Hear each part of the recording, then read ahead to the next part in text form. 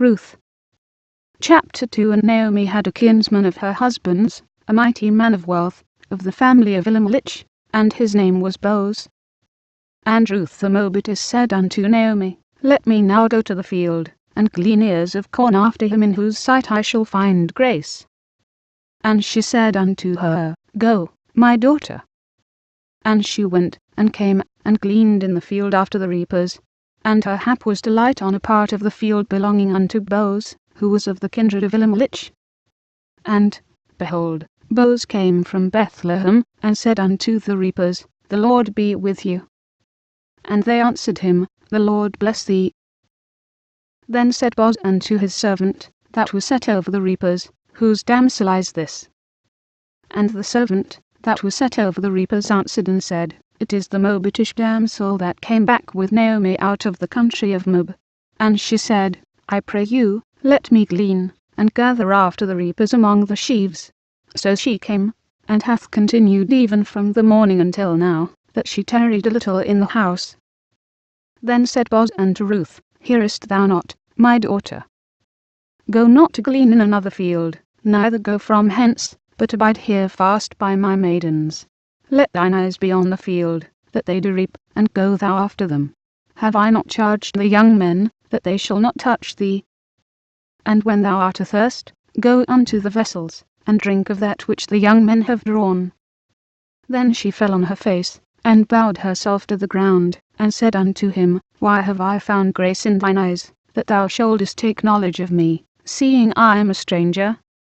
And Boaz answered and said unto her, It hath fully been shewed me, all that thou hast done unto thy mother-in-law since the death of thine husband, and how thou hast left thy father and thy mother, and the land of thy nativity, and art come unto a people which thou knewest not heretofore.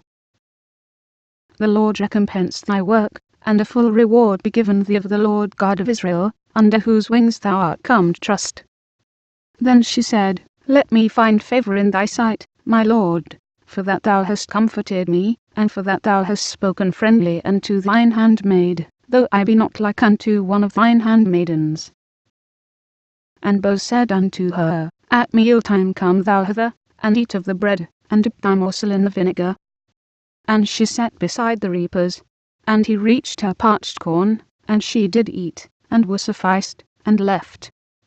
And when she was risen up to glean, Boaz commanded his young men, saying, Let her glean even among the sheaves, and reproach her not, and let fall also some of the handfuls of purpose for her, and leave them, that she may glean them, and rebuke her not. So she gleaned in the field until even, and beat out, that she had gleaned. And it was about an ephah of barley. And she took it up, and went into the city, and her mother-in-law saw what she had gleaned. And she brought forth, and gave to her, that she had reserved, after she was sufficed. And her mother-in-law said unto her, Where hast thou gleaned today? And where oughtest thou? Blessed be he that did take knowledge of thee.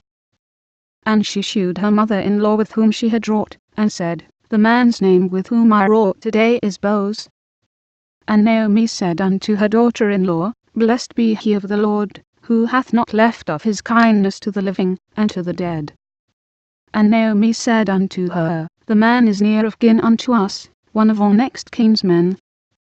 And Ruth the Moabitess said, He said unto me also, Thou shalt keep fast by my young men, until they have ended all my harvest. And Naomi said unto Ruth her daughter-in-law, It is good, my daughter, that thou go out with his maidens, that they meet thee, not in any other field. So she kept fast by the maidens of Boaz, to glean unto the end of barley harvest, and of wheat harvest, and dwelt with her mother-in-law.